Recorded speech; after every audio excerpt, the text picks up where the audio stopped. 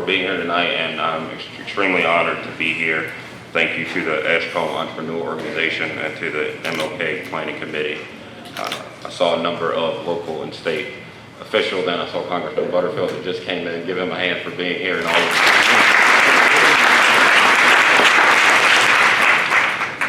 Also wanted to say a special thank you.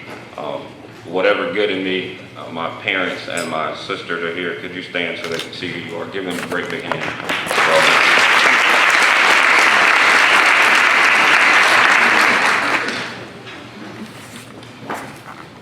We are sitting in here tonight to honor the memory of someone who was a giant among humankind.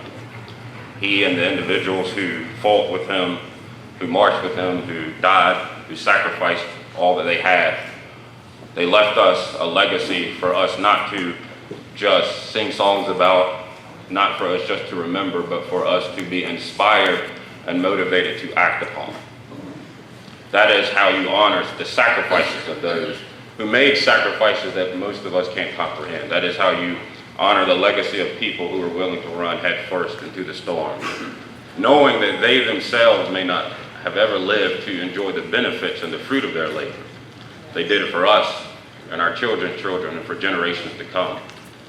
And it is incumbent upon us to honor them by how we go forward, by how we fight forward, not just to pick up the torch from them and carry it, but we must run forward with it and build a bigger and better and brighter and more prosperous, more just, and more safe future for all of God's children. That is why we are here tonight, to honor the memory of Dr. King. And growing up here in Eastern North Carolina, one thing I have been so proud of has been the incredible love and kindness that strangers show each other. The people throughout my life, of all colors, of all political beliefs, who have been a part of building me into who I am. The people who believed in me and who saw something, whether it was just a kind word, whether it was just you can do better, whether it was just that they saw something in my future that I had not even pondered. That's what love is. That's what makes us special. That's what makes us unique. Every time I have to give speeches in Raleigh or other places, I always say that about Eastern North Carolina. That is what sets us apart from a lot of communities. We're not just here benefiting off of the amenities and things to do. We're here with a belief system that it is our moral responsibility to make our communities better. And that very spirit allows us to be in a position where we should always be hopeful. We should always be inspired that our tomorrow will be better than our today if we will it to be so. Because that's what an attitude of love is. That's what it means to honor people and their sacrifices. What you do and what you give is how you fight. It's how you push forward. It's how you stand up. It's how you hold leadership accountable when it needs to be held accountable. It's how you make sure the tables are diverse. The tables of power must always be diverse. They must always be reflective of the communities that they serve. You see, because that was the very idea of racism. From its early origin, the idea was based in power. How can a small group of people maintain power? You divide and you conquer. That's been a tool used from the days of kings and queens to the time of Jim Crow, to the struggles we still face here and around the world today. That's what racism is.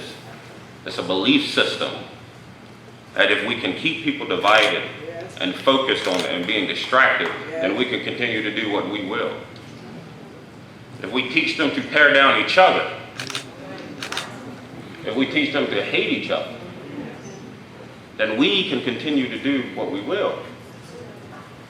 That's why it's so important, especially around this time of year. I always get worried when I hear people during this time all over the country make lofty speeches and say things like, we want to live in a colorblind world. I never want to live in a colorblind world. Right now.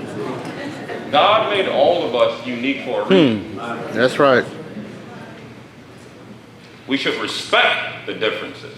All right. We should embrace the differences. That's right. We should honor and learn from each other's heritage, but we should never be blind to our uniqueness. That's dangerous. Yes, sir. Those kind of statements just blanket issues to get you caught up in a feeling in a moment. That's right. Dr. King wasn't colorblind by any means. He knew exactly what he was facing. What he was speaking to was for us to remember that we were beautiful and powerful from the day we opened our eyes. All right now. That we were descendants of kings and queens. That our story didn't start at slavery. We have much to be thankful for and to be proud of. Amen. And it always has been the burden of an oppressed people that you have to be better than those who oppressed you. That's why we can't, and we have to be careful that we don't revert back to hatred. That when we get in positions of power, we don't do what was done unto us. All right now.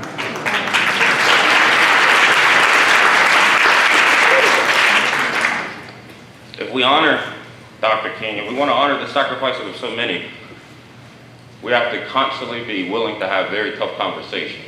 The measure of our success must be what we give, not what we take. All right. And so when we look out at our communities, and when we drive down streets that look the same way they did 20 years ago,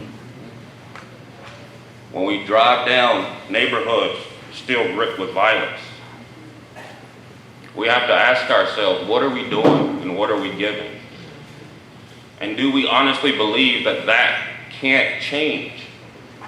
It absolutely can change. We absolutely, right here in Eastern North Carolina, without anyone else's help, have enough will, intellect, brilliance, and power to change whatever picture of a circumstance we want to change. We just have to be willing to do so.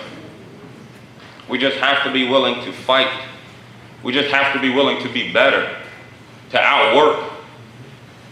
We have to be willing to tell our kids how great they are and understand the society that they will walk into or try and put them in a box. We must never lie about that. That is the truth. That is what they face. And it's tough and it's hard.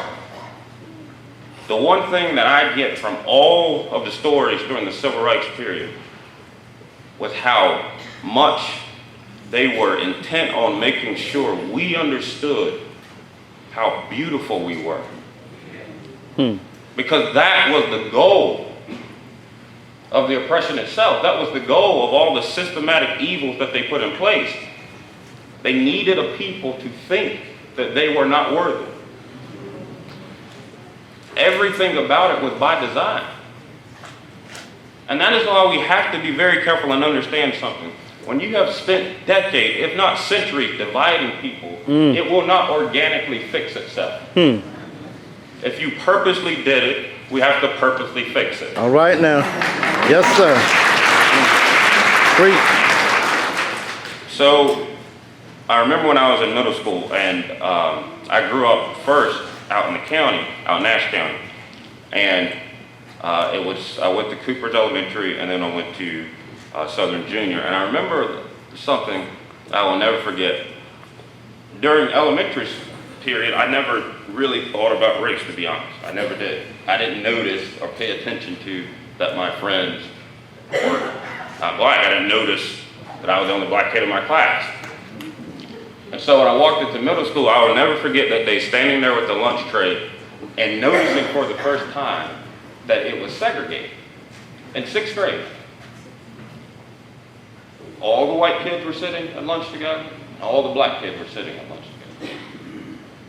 And it wasn't that a teacher made that happen. It wasn't that any of the kids intentionally did it. It was, how did something already get ingrained in us to do that?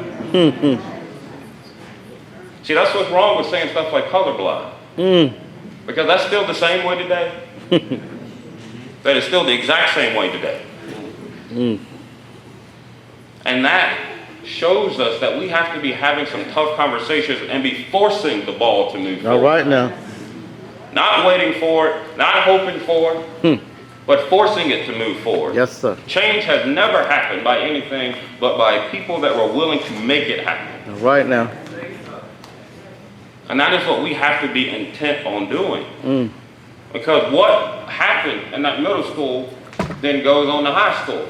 That's right. And then we end up in neighborhoods that by a Pew Research poll, this is a fact, we live in more self-segregated neighborhoods than during segregation. Come on now. Educate. That's again the problem with saying stuff like colorblind. See, it's easy to be colorblind when everybody in the neighborhood looks like you. All right now. So then when that reverts into sending your kids to school, and one school is unfunded and poor, All right. and another school has resources, and I understand a parent, and I'm not saying that they're racist, if you say, I want my kid to be at the good school, why should they have to be bused across town? But that parent should also ask, why does that school even be in that situation? Come on now. Yes, sir. You see, the most dangerous thing is not hatred itself. Hatred is not hard to understand. Evil is not hard to understand. What's hard to understand is when I would watch the movies during civil rights and see all the people who weren't, putting dogs on people or shooting a water hose, the ones who went to church on Sunday and saw Come on now. My. That's what I can never understand. That's right. The ones who sat idly by and call themselves Christian and still do it today. My. Either your price is not Christ or something is terribly wrong. Yes, sir. Because I was never taught that was okay. You see, apathy and indifference are dangerous. It allows us to feel self-righteous and say, that's not my problem. I didn't do it. I didn't make that happen. But you didn't do anything to fix it. All right now. Is it not even in our justice system, if you see a crime take place and you do nothing, don't they charge you with what? All right now. Yes, sir. So if we see evil take place and we see barriers put in and we hear the coded words that are now being said. All right now. Whatever your political beliefs, when you hear the things like the President of the United States just said this week. My. And that's not a Republican or a Democrat thing, that's a right and a moral. All right now. Yes, sir. My. That's how we honor his memory. That's how we fight. We have a responsibility to move this ball forward. But we also have to remember and never forget that we come from a history of giants. Of people who wanted us to not just be okay, but who wanted us to live out what it says in Scripture, that he came that we might have life and have it more abundantly. All right now. And when right now in North Carolina still, our Council of State has not one brown face on it. Come on now. When all across the country and the halls of power, those rooms are still not diverse. It's dangerous. Yes, sir. Because think about it this way, and I'm not attacking the intent of the people at the table. Just tell the I'm truth. just pointing to the fact That's right. that if you and I don't have a relationship, when I'm making a decision, why would I think about you? Come on now. It's not that I'm intentionally trying to hurt you, but why would you factor into my thinking? All right now. That's why we have to make sure that they're diverse. Because, again, all of history and human nature, we have divided ourselves. So it's not just all of a sudden you're going to walk in a room and just think about things that you're ignorant to. Come on now. That's why it's dangerous. It doesn't just happen. It was by design years ago. Yes, sir. We just have to rewrite that. We just got to be willing to change that story. We just got to be willing to say that that's not okay anymore. Come on now.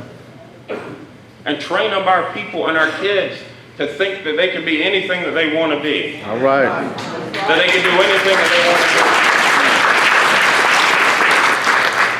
So if a guidance counselor tells you don't aim too high, you smile in her face and say thank you, or his face and say thank you, and you aim high. That's right.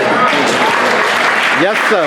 You don't get mad. You don't have to get mad and attack or say anything out of place. You just smile and keep it moving. Come on now. And you show her and or him by your success. Yes, sir. That is how we honor their sacrifice. We succeed.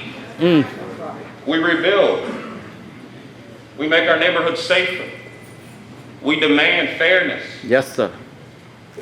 We call out those who would purposely put barriers up, Come on now. whether they have a R, a D, a I, or anything That's like their right. name. That's right. Yes, sir. We must always be careful. Any people must always be careful that a power block feels that they have you under their control. Feels that they don't have to earn your trust. It is an extraordinary thing for people to step into leadership. And we always need leaders. But we have the great responsibility That's to right. show up. That's right. That's right. If you have a child, you want to talk about honoring Dr. King? If you have a child and you don't know who your school board representative Come on is, now. that's not honoring Dr. King. All right now. My. Because that's how we make it better. Everything about what they did was strategic. It was brilliant. Yes, sir. Everything was thought through. In ways that I cannot even begin to understand. But we now must learn from that. And we must carry the ball farther. This is our moment. This is the chapter in the book where we, as a collective people, of all backgrounds, of all colors, this is where we rise. This is where we turn the page. This is where we write new songs to sing, new stories to tell. This is where we completely change the foundations of hatred and injustice and evil that still turn subtly throughout the world today. Right now, as we speak, people are being oppressed. Yes, sir. Right now, as we speak, children are waking up in war-torn countries. Yes, right sir. now, as we speak, in a world that produces enough food to feed everyone, Come on now. roughly 32,000 children die a day from poverty. Right now, as we speak. That can't be good enough for us. That can't be moral. See, the idea that people are endowed by their Creator with inalienable rights, that didn't start in America, that started in heaven. That's a God-given right. Remember that. Always remember that. What did Dr. King constantly say? He wanted America just to live up to what it said. And that's our responsibility now. Not just for us to hope it, but to see it done. So that means here locally, we got to do a better job of showing up. All right now. That means here locally, we got to do a better job of making sure when the meetings are being had that makes those decisions, we make sure that they're transparent. Yes, sir. We don't Yes, just sir. need to celebrate when we read in the newspaper that they cut the ribbon on a new business. We need to make sure that everyone benefits who wants to benefit from All it. right now. There's something that every time I travel in a community, and I remember we were in Richmond the other year, and it tore me to pieces. And I came back and I was asking a very diverse group of friends of mine, how is it? And every time I go into a city that is quote unquote developed or redeveloped, that is not diverse at all. How is it that in neighborhoods that we used to live in, once they get transformed, we're not there? We got to make sure that doesn't happen. Amen. Again, I'm not attacking the intent. I'm just being real. That if something is by design, and if we're living in self-segregated neighborhoods, which we are, and when we don't have a relationship with each other, then this is what's going to continue to happen. All right. We can always get together on certain days and sing Kumbaya and do that whole spiel. My. But when you live in areas as small as ours and people on each side of town sometimes have never even been to the other side of town. Come on now. I was talking to a group of young professionals in Raleigh at Association Executive of North Carolina event, and they were talking and real passionate about all this stuff they believed and all that, and I knew they meant it, but I asked them, I said, the problem with what you're saying is it's easy to say that at the coffee shop with people who look just like you. That's easy. You have to be intentional about actually practicing what you preach. You have to be intentional to be a part of moving that ball forward. I'm not attacking them to say that they don't care, but I'm holding them accountable to say that you got to do better. It's our works that matter in the end. So what do we do now? We go forward. We step out of the shadow of the sacrifices of yesterday, and we make our own sacrifices today. We pick up the torch of the leaders from yesterday and we run forward with it. We demand that our schools, that our neighborhoods, we demand excellence. We demand that they're just. And as we at the same time can understand systematically things that have happened to cause the violence that plagues our neighborhood, we must also hold people accountable and say, young man, though I know that you are angry and I understand why this happened, you have to be held accountable for what you choose to do. We have to do that. Because that is us telling them your life matters enough for me to hold you accountable. When people devalue life, they don't value anyone else's life. So we have to speak life. We have to give life. And we can do this. We must do this. It is our responsibility to do this. I don't want us to just be singing songs in the future about good enough. Our promised land is not a place to get to. It's a place of being for us to live in every day, to fight for it every day, to move the ball forward every day so then the next generation can move it even further. This is our moment. This is the chapter. What is left to us now is to strategically and intentionally rebuild. It's to have very uncomfortable conversations that need to be had in the public light. It's for us to aspire to greatness. To greatness. So that one day people are telling the songs of what we did during this time. So that one day they're talking about in a history book what we did during this time. There are a lot of us who have given much, and to every pastor, teacher, mother, father, grandfather in this room, please know that your sacrifices are not in vain. Please know that you will see. You will see it. We're already beginning to see it. We just gotta keep going. And on those tough days, we gotta do like that old song. We gotta feel like going on. But the last thing I want to leave you know is that if we are to do this, and we must do this, if it is to be so, and it must be so, then it will start with every one of us individually. Amen. Holding ourselves accountable. Yeah, that's right. Asking ourselves, what are we giving and what are we doing? Even if we gave so much yesterday, we got to give more today. That's where it starts. It starts with us not attacking the intentions of people who step into leadership without giving them a fair shake. All right now. It's you holding yourself accountable and saying, if I hadn't been in the room and I hadn't shown up, the first day I show up, I just need to be quiet and listen. That's right. That's right. We got to start being better that way. Because if we do that, and when we do that, then we'll start to turn that tide. Then we'll start to rebuild foundations. Because the halls of power still look the same way. And if we're not at the table, any people in a diverse society, if you're not at the table, then what we say don't matter. So we have to be at the table. All right. That is how we honor his memory. Let it be that we make sure from now on that we are at the table. All right now. And if they won't let us at the table, then we kick that table down. All right now. Yes, sir. All right now. Yes, sir. And yes, it won't be easy. And there will be some difficult days ahead.